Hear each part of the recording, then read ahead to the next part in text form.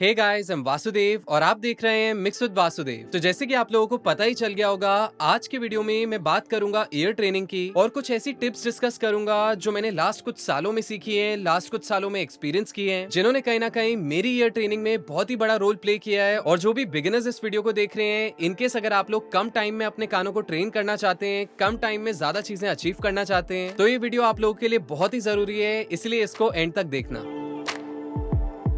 तो सबसे पहली टिप जो है वो मैंने काफी हार्ड तरीके से सीखी है अपनी लाइफ में, काफी ज्यादा स्ट्रगल्स के बाद सीखी है, और वो सिंपली ये है कि ऑलवेज ए बी। तो इसका सिंपल सा मतलब ये है कि जब भी आप लोग कोई भी फेडर को हिलाते हैं अपने सॉफ्टवेयर में, कोई भी नॉब को घुमाते हैं, हमेशा ए बी करके, कंपेयर करके, ऑन ऑफ करके देखें कि पहले आपकी साउंड कैसी थी और आफ्टर प्रोसेसिंग कैसी हो गई। बिकॉज ये मिस्टेक नॉट जस्ट मैंने अपने स्टूडेंट्स को करते हुए देखा है, बल्कि पर्सनली मैंने बहुत टाइम तक इसको किया है, जिस वजह से क्या होता है, जो आपका फाइनल आउटपुट आता है, फाइनल जो आपकी साउंड शेप अप होती है, वो ओरिजिनल साउंड से बहुत ही ज्यादा डिफरेंट होती है एंड इन मैक्सिमम केसेस वो खराब साउंड करता है। तो ये चीज मैंने कैसे रियलाइज की, बैक इन द डेज जब मैं जॉब करता था एक स्टूडियो में, वहां पे होता क्या था, जब मैंने मिक्सिंग नया नया शुरू किया था तो मैं अपने सीनियर को हमेशा रिव्यू करवाता था अपने प्रोजेक्ट्स को, और वो मेरे को मेरी गलतियां हाईलाइट करके बताते थे। तो स्टार्टिंग के कुछ सेशंस में क्या होता था, जब भी मैं उनको अपने मिक्स प्रोजेक्ट को सुनाता था, वो सबसे पहले आते ही एक ही चीज बोलते थे मेरे को कि वासु, सबसे पहले आपके जो भी सारे प्लगइन्स हैं उनको ऑफ कर दो। तो मैं फटाफट से मेरी जो प्रोसेसिंग है, प्लगइन्स है, उनको ऑफ करता था, और फिर वो मेरे को बोलते थे कि एक बार इसको प्ले करो। तो जैसे ही मैं उसको प्ले करता था, कहीं ना कहीं वो बेटर साउंड करता था,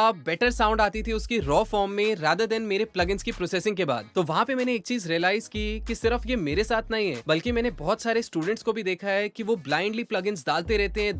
हैं जब तक उन्हें एक ऐसी साउंड मिलती है जो उन्हें पसंद आती है, लेकिन वो ये तो भूल ही जाते हैं कि हमारी साउंड पहले क्या थी, कहां से हमने शुरू की है। और ये एक बहुत ही मेजर पॉइंट है कि जो भी इंडस्ट्री के बड़े बड़े आर्टिस्ट हैं, जो भी टॉप के आर्टिस्ट हैं, टॉप के म्यूजिक प्रोड्यूसर्स हैं, वो हमेशा उन मिक्स इंजीनियर्स को ढूंढते हैं जो उनकी साउंड्स को बहुत ज्यादा ट्वीक ना करे, बहुत ज्यादा चेंज ना करे, और उनकी जो ओरिजिनलिटी है, उनकी जो सिग्नेचर साउंड है, उसको कहीं ना कहीं वहां पे मेंटेन करके रखे। इसके बाद अगर मैं दूसरे तरीके की बात करूं कि कैसे हम लोग अपने कानों को और शार्प कर सकते हैं, कानों को ट्रेन कर सकते हैं, तो इसके लिए सिंपली आपको एक चीज को फॉलो करना है। जब भी आप लोग कोई भी नए प्लगइन को डाउनलोड करते हैं, तो उसका वीडियो देखने से पहले, उसका मैनुअल पढ़ने से पहले, सबसे पहले खुद से एक्सप्लोर करने की कोशिश करें कि वो जो प्लगइन है, उस प्लगइन की जो नॉब्स हैं, वो एग्जैक्टली आपकी साउंड को कैसे चेंज कर रही है। क्योंकि काफी बार क्या होता है, हम लोग कंफ्यूज हो जाते हैं, किसी प्लगइन में स्पैंक नाम की नॉब होती है, किसी में ड्राइव नाम की नॉब होती है, तो किसी में शिमर नाम की नॉब होती है। तो ये सारी जो भी टर्म्स हैं, इनका इंग्लिश लैंग्वेज में एक अलग मीनिंग होता है, और जो प्लगइन कंपनी है उसकी लैंग्वेज में एक अलग मीनिंग होता है, एक अलग सेंस होता है। तो वो चीज को पता करने के लिए सबसे पहले आप लोग क्या कर सकते हैं, उसको किसी भी एक ऑडियो पे अप्लाई करें, और जो आपकी नॉब है उसको मैक्सिमम और मिनिमम सेटिंग्स पे करके देखें। तो उससे क्या होता है, उससे आप लोगों को एग्जैक्टली पता चल जाता है कि जब आप सेटिंग्स को मैक्सिमम करते हैं तो आपकी साउंड पे वो कैसे अफेक्ट करता है, और मिनिमम पे करते ही आपकी साउंड से क्या हट जाता है। तो एक बार जब आप लोग खुद से एक्सप्लोर कर ले अपने प्लगइन की नॉब्स को,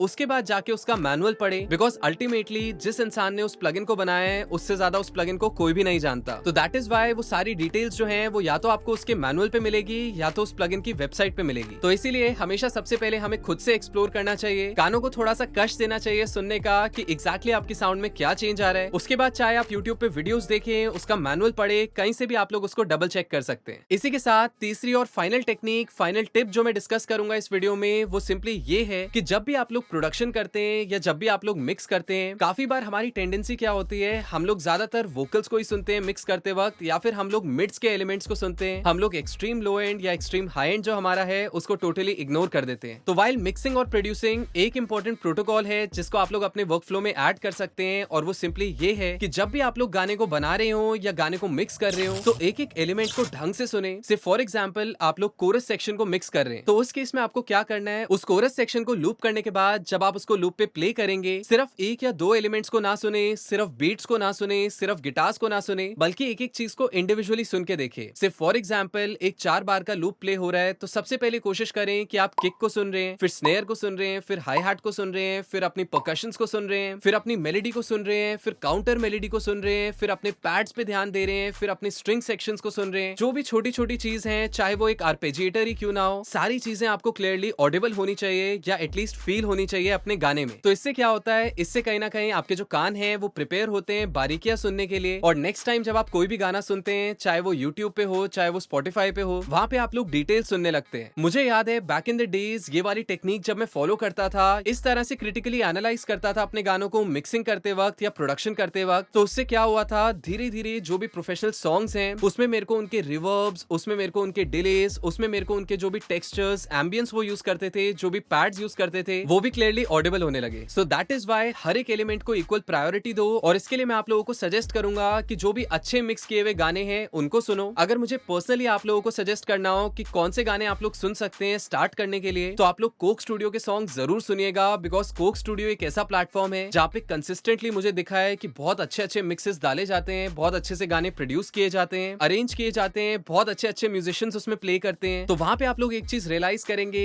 चाहे एक गाने में 10 एलिमेंट्स हैं, 15 एलिमेंट्स हैं या फिर 50 एलिमेंट्स हैं, आपको सारे एलिमेंट्स क्लियरली ऑडिबल होंगे। जो भी सारी चीजें हैं वो अपनी अपनी जगह पे प्रेजेंट होंगी फ्रीक्वेंसी स्पेक्ट्रम में। तो इनकेस अगर आप लोगों ने वीडियो को यहाँ तक देख ही लिया है, तो एक छोटी सी बोनस टिप है जो मैं आप लोगों के साथ शेयर करना चाहूंगा। और वो बोनस टिप सिंपली ये है कि listen to as many songs as possible और डिफरेंट जॉनरास को एक्सप्लोर करो। आई नो ये वाली टिप आप लोगों ने बहुत ज्यादा सुनी है, लेकिन मैं इसमें एक स्टेप डीप जाऊंगा और आप लोगों को ऐसी 2 चीजें बताऊंगा जो आपको नोटिस करनी है जब भी आप कोई भी गाना सुनते हैं, किसी भी जॉनरा का, किसी भी टाइप का। सबसे पहली चीज उसका साउंड पैलेट ऑब्जर्व करें, बिकॉज ये भी मैंने एक चीज देखी है मेरे स्टूडेंट्स को जहाँ पे कंफ्यूजन होती है वो ये है, उन्हें साउंड्स को चूज करने में बहुत ही ज्यादा प्रॉब्लम होती है कि इस गाने में कौन सा इंस्ट्रूमेंट डाला जाए, इस गाने में कौन सी साउंड यूज की जाए। तो इसके लिए आपको बहुत सारे गाने सुनने पड़ेंगे, और जब भी आप लोग गाने सुने तो ये चीज नोटिस करें कि वो जो प्रोड्यूसर है, वो जो आर्टिस्ट है, उसने क्या क्या कॉम्बिनेशंस लगाए म्यूजिक के, उसने स्ट्रिंग्स के साथ कैसे परकशंस यूज किए हैं, उसने अगर मेलोडी में गिटार प्ले किया है तो काउंटर मेलोडी में क्या क्या इंस्ट्रूमेंट्स यूज किए हैं। अगर आप एक पर्टिकुलर टाइप का इलेक्ट्रॉनिक गाना सुन रहे हैं, इलेक्ट्रॉनिक बीट सुन रहे हैं, तो ये नोटिस करें कि उन्होंने किस टाइप की सिंथ साउंड्स यूज की हुई हैं, किस टाइप के सिंथेसाइजर्स यूज किए हुए हैं उसके साथ। तो बेसिकली इससे आपको आइडिया लग जाता है जब भी आप प्रोड्यूस करने बैठते हैं कि अगर मैंने इस गाने में ये वायलेंस यूज किए हैं तो इसके साथ मैं काउंटर मेलोडी में क्या यूज कर सकता हूँ, इसके साथ मैं बेस लाइन में किस टाइप का सब यूज कर सकता हूँ, क्या मैं इसके साथ चेलो भी यूज कर सकता हूँ। और अगर आप उसको फ्यूज भी करना चाहते हैं इलेक्ट्रॉनिक साउंड्स के साथ, इलेक्ट्रॉनिक म्यूजिक के साथ, तो भी आप लोगों के पास काफी सारे रेफरेंसेस होंगे, काफी सारे आइडियाज होंगे माइंड में। और दूसरी चीज जो गानों को सुनते वक्त आपको ऑब्जर्व करनी है, गानों से सीखनी है, वो ये है, अगर आप लोग प्रोडक्शन में हैं, अगर आप लोगों का म्यूजिक प्रोडक्शन में इंटरेस्ट है और आप लोगों को उस हिसाब से अपने कानों को ट्रेन करना है, तो always try and do this thing. किसी भी गाने को उठाओ और उसके -1 ट्रैक्स बनाओ। तो -1 ट्रैक्स बेसिकली होते हैं म्यूजिक ओनली ट्रैक्स जिनके अंदर वोकल्स प्रेजेंट नहीं होते हैं, यानी आसान भाषा में वोकल्स को छोड़ के आपको म्यूजिक रिक्रिएट करना है। बिकॉज हम लोग बहुत ज्यादा सुनते हैं अपनी सोसाइटी में, लोग एक दूसरे को बोलते हैं कि क्या कॉपी करेगा, ओरिजिनल गाना बना। And let me tell you one thing straight away कि अपने पहले अटेम्प्ट में कोई भी अपना पहला ओरिजिनल गाना नहीं बना सकता। तो इसी रीजन की वजह से आपको बहुत सारे कवर्स बनाने पड़ेंगे उससे पहले, जिससे आपका कहीं ना कहीं हाथ साफ हो जाए। तो गाने को कॉपी करने से क्या होता है, आप कहीं ना कहीं उस प्रोड्यूसर की कुर्सी में बैठ जाते हैं और आप समझ पाते हैं कि इस प्रोड्यूसर ने यहाँ पे ये वाला पैड क्यों यूज किया, इस प्रोड्यूसर ने यहाँ पे हाई हार्ट्स को क्यों म्यूट किया, और इस पर्टिकुलर गाने में यहाँ पे ब्रेक्स क्यों डाले गए हैं, इस सेक्शन में एक नया एलिमेंट क्यों ऐड किया गया है। तो ये सारी चीजों के जब आप लोगों को जवाब मिल जाते हैं, जब आप उस प्रोड्यूसर की कुर्सी पे बैठ जाते हैं, तो आप लोगों को समझ आता है कि ईयर कैंडीज कितना इंपॉर्टेंट रोल प्ले करती है, हार्मनीज का कितना इंपॉर्टेंट रोल है म्यूजिक प्रोडक्शन के वक्त, और लेयरिंग से कितना बेनिफिट हो सकता है आपके गाने में। तो आई होप आप लोगों को कुछ ना कुछ नया सीखने को मिला होगा इस वीडियो से। So let me know in the comments कि ऐसी कौन सी टिप थी इस वीडियो में जो आपको सबसे ज्यादा पसंद आई। और इनकेस अगर आप लोगों को ये वीडियो पसंद आया तो इसको जरूर अपने प्रोड्यूसर फ्रेंड्स के साथ शेयर करना, क्योंकि अल्टीमेटली मैं यही कोशिश कर रहा हूँ कि आप लोग अपने गोल के नजदीक पहुंचे, आप लोग ग्रो कर पाए इस फील्ड में, आप लोग कुछ ना कुछ नया सीखते रहे ऑडियो इंजीनियरिंग, म्यूजिक प्रोडक्शन से related. In the same way अगर आप लोग किसी और प्रोड्यूसर की मदद कर पाए तो वो मेरी हेल्प करेगा, मुझे अपने गोल के नजदीक ले जाएगा। मेरी यही कोशिश है कि हर घर में जितने कॉमन आपके बेसिक स्कूल के सब्जेक्ट्स हैं, जैसे कि मैथ्स हो गया, साइंस हो गया, इंग्लिश हो गया, उतना कॉमन हमारा ऑडियो इंजीनियरिंग और म्यूजिक प्रोडक्शन भी हो जाए। भाई